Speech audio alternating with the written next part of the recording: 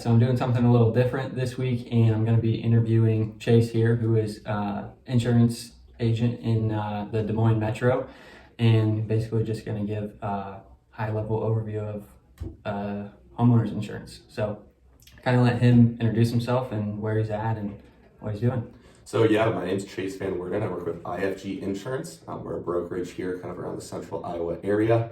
What that means is we have a bunch of different carriers that we like to try to put people with. We really shop around most of the insurance market to try to get you the best rate. And yeah, Andy asked me to come in here today just to answer some common homeowners insurance questions that a lot of people kind of come up with and make them feel a bit more comfortable about their homeowners policy and understand it a little bit better.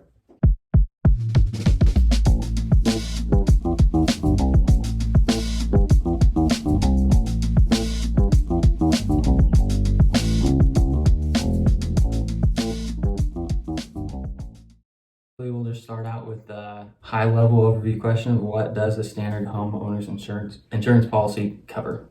So homeowners insurance policy covers a lot of things, obviously, but we'll start with the biggest one. It's going to be your coverage A. A lot of times you see this listed as dwelling coverage. If you look at what are called your declaration pages on your insurance, usually if you have it like on an app or you get it mailed to you, something like that. But the dwelling coverage is weird because it's not the actual purchase price of your home. The way that that's calculated is the insurance company takes a look at how much it would actually cost to completely rebuild your home from scratch. So the best way to think about it is if you had a total loss to your property, obviously we hope this doesn't happen, but this is the money set aside that's enough to cover basically rebuilding your home as it was before the incident occurred. So sometimes it can be higher than your purchase price, sometimes it's lower. It really doesn't affect what that dwelling coverage is going to be. What they look at is the construction costs that they would incur to rebuild your home just like it was. So is that considered like actual cash value or the replacement cost value? There's two really main ways to cover your home: actual cash value and then replacement cost. What you want is going to be replacement cost because that basically you have enough coverage to build your house back exactly as it was. Sometimes on older homes, or if they're in a little bit worse condition, insurance companies will only cover what's called actual cash value. That means the actual amount that your home is worth at the time. So the easiest example I would say is if you look at like a roof, say you needed to get a new roof and you have replacement cost, the insurance will cover the entire bill besides your deductible to completely redo your roof. Whereas actual cash value coverage, they would only reimburse you up to the amount that the roof was at the time of the loss. So say you have maybe a 10-year-old roof, you're not going to get fully reimbursed for that new roof because under actual cash value, you're only going to get reimbursed up to what that roof was worth at the time of the loss. So whatever it would cost for a 10-year-old roof. The next up is going to be coverage B. This is called your other structures coverage.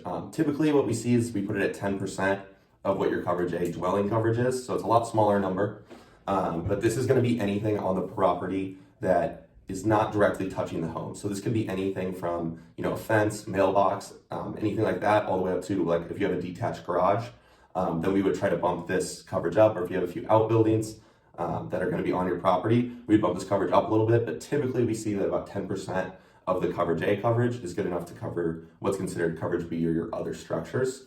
Next up, coverage C. We put this number, just kind of depends on how much basically stuff you have in your home.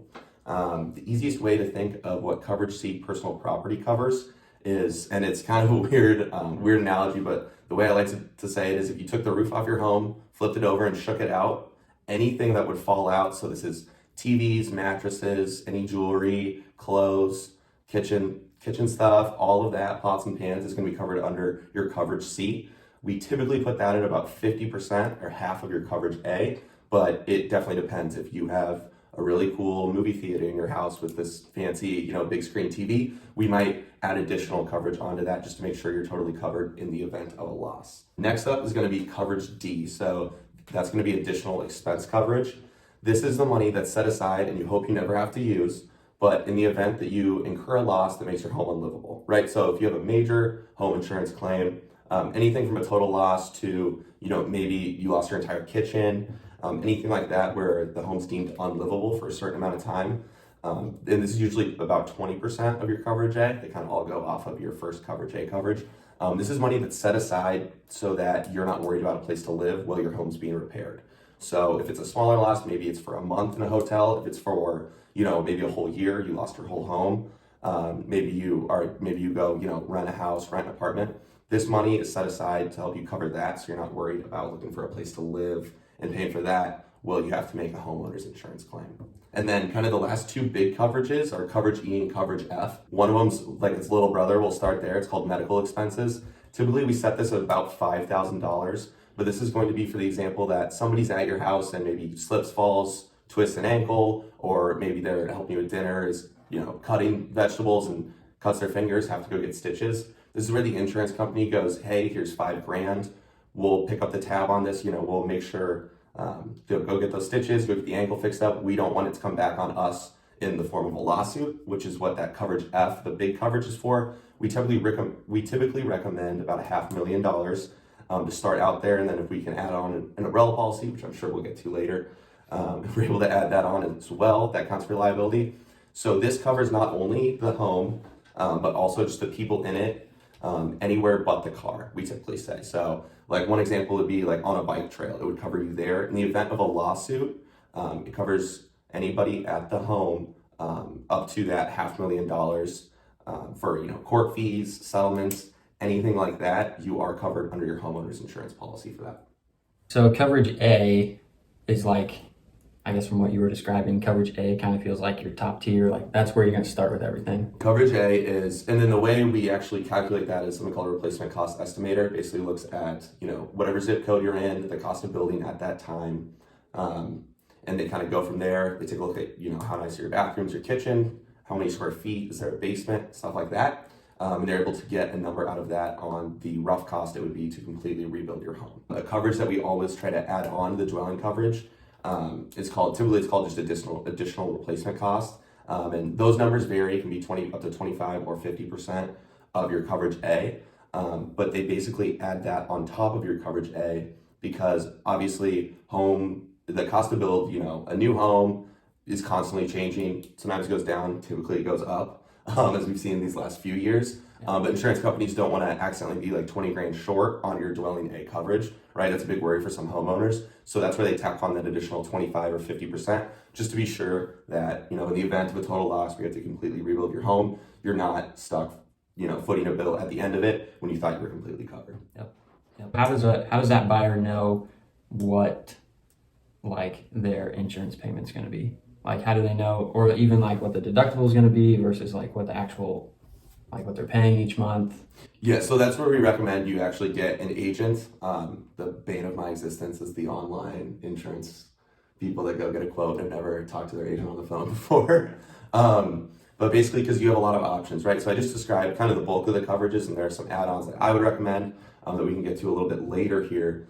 But when we're looking at things like deductibles, sometimes it will make sense for you to try to do $1,000 all peril deductible, and maybe depending on where your home is, that would make sense for you. Sometimes, especially if we're trying to get the insurance down to get approved for a certain loan number, anything like that we run into, maybe we push the deductible up a little bit, and then we can always take a look back at it when you're at renewal. How does someone know like how much home insurance they need on their like coverage A? How does someone know what to set that at? So typically the homeowner does not set the coverage A. We leave that up to, we look at certain numbers, like I said, numbers of beds, numbers of bathrooms, square feet, if there's a basement, what style the roof is, a bunch of stuff like that we actually kind of trust the computer to come out, tell us a number. And then with that additional replacement cost on top of that, we know for sure that the homeowner would be totally good and totally covered in the event of a total loss. Which is super important to us, obviously. What are like a couple things that homeowners typically think is inside of an insurance policy that might not be? Yeah, so really there's two big ones. In the state of Iowa, it really only turns into one. But the two big ones that most people would think, oh, if this happens, I'm covered under home insurance, and you're actually not. There's separate policies for that. Is going to be earthquakes, which thankfully, if you're buying in Iowa, not typically a huge worry. And then the big one though is a flood policy.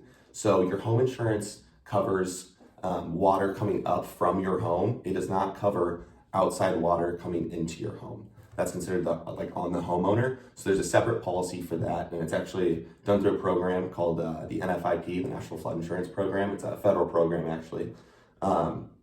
But it's really important that if you're worried about flood, and it totally depends on where you live, maybe you live on the top of a hill where a flood would be basically impossible, or maybe if you're in like a lower lying area or next to a body of water, that's when we would highly recommend you take a look at a flood insurance policy, but that is not covered under your normal homeowner's insurance.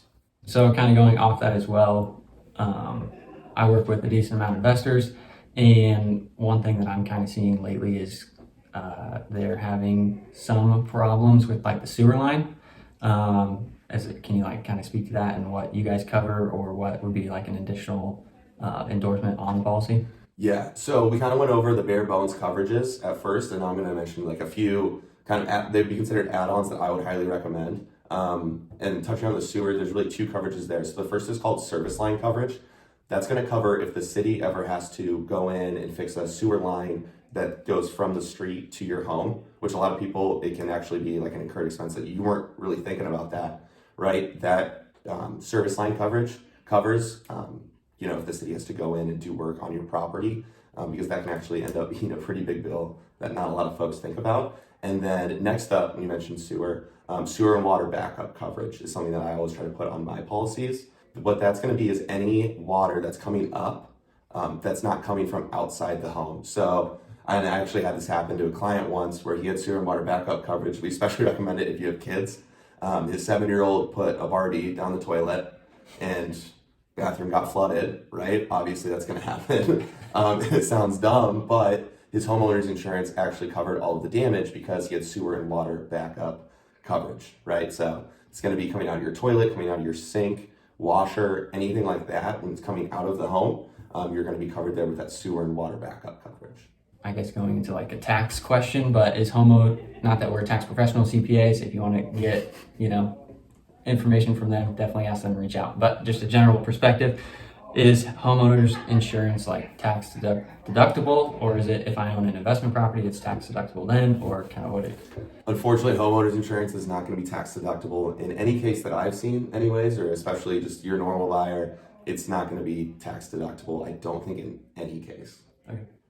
So what is an umbrella policy?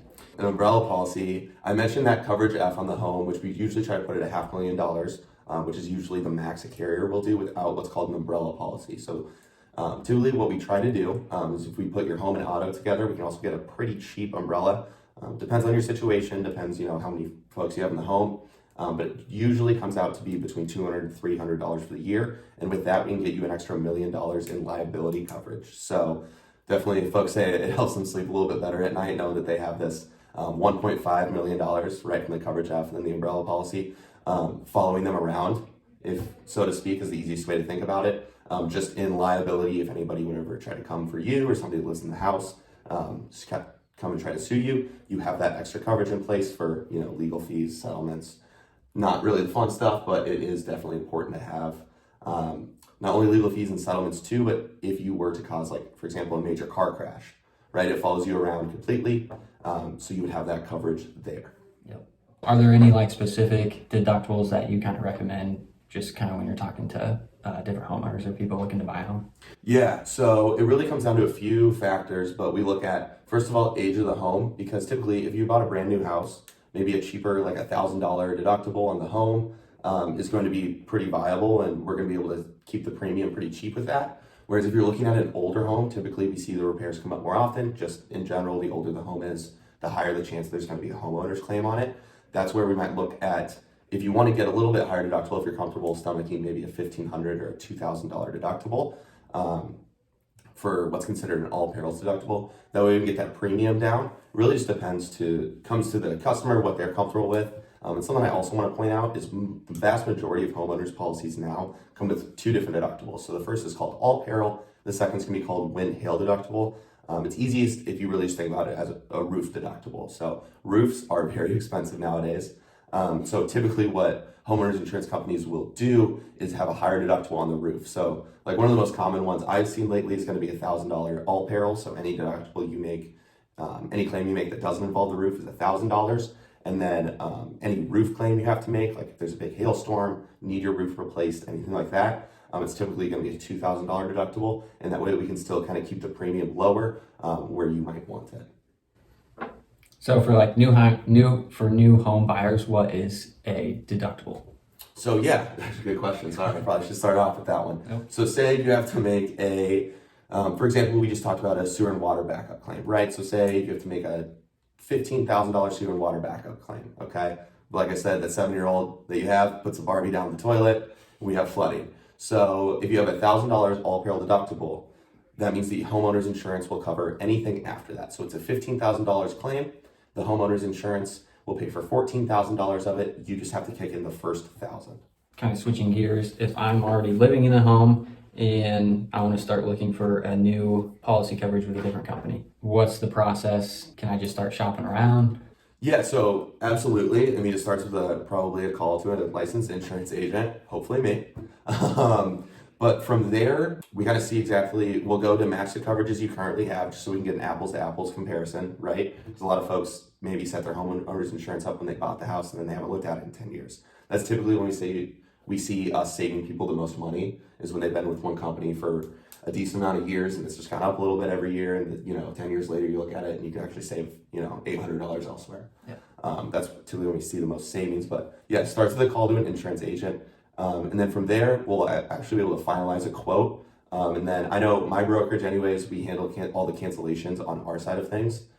That's kind of where it goes, and we actually contact your mortgage company because the vast majority of homeowners, if you have a mortgage, what the mortgage wants to do is they actually pay it for the year up front, and then they just tack 1/12 of that every month onto your mortgage payment. So we contact them, make them aware of the switch in homeowners insurance, then you just see that difference on your mortgage bill every month. Yep. The company you work for is a insurance brokerage. So you're going to go look at, and correct me if I'm wrong, but you can explain this too. You're an insurance agent, but you're going to go kind of quote it out to 5 to 10 different insurance companies. Yep. So basically, different insurance companies are looking for different risks to have basically as buyers, right? So what may be really good for one company and super competitive isn't even going to be close for another. So when you work with a broker like myself, we look at about 10 different carriers, right? So just to name a few, like Travelers, Auto Owners. I always see those Auto Owners ads. West Bend, just to name a few insurance companies that we work with. And we actually, we shop the market between all the companies we have, and we try to get the homeowner the best coverage for the cheapest rate. So that's kind of what that process looks like on my end. Are the insurance companies that you're quoting like local to Iowa, or are they more national? So it completely depends. We have, for example, I actually just got off call with Heart of Iowa Mutual, which does about 20 counties in the state of Iowa, right? A very regional insurance broker or insurance carrier, whereas like Auto Owners Insurance, I think they do business in almost all 50 states, right? So just depends on the insurance company. I know Travelers does actually do insurance in all 50 states.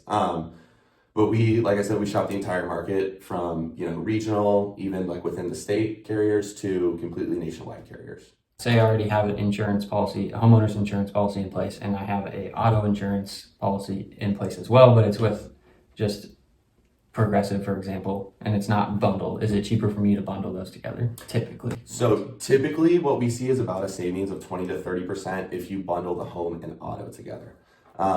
Main reason for that is, just to be honest, with insurance companies, typically people stay longer if they have more than one policy with you. So they look at it as, we'll give them a discount if we get both their home and their auto together. So kind of for the consumer, it kind of turns out to be a win if you're able to get your homeowner's insurance and your auto owner's insurance with the same company, or at least within the same brokerage. What I've actually done a few times is maybe the home is really, really cheap with one carrier and the auto is really, really cheap with another. They will also give you a discount, what they call a brokerage discount, because if you keep it all within the same brokerage, then the person's more likely to stay as well. But we typically see a savings between 20 and 30%. So when we're looking at quotes, we almost always are going to ask for the autos as well, just to take a look at them, quote out the number. We typically see, like I said, 20 to 30% savings if you are able to get the home and auto together.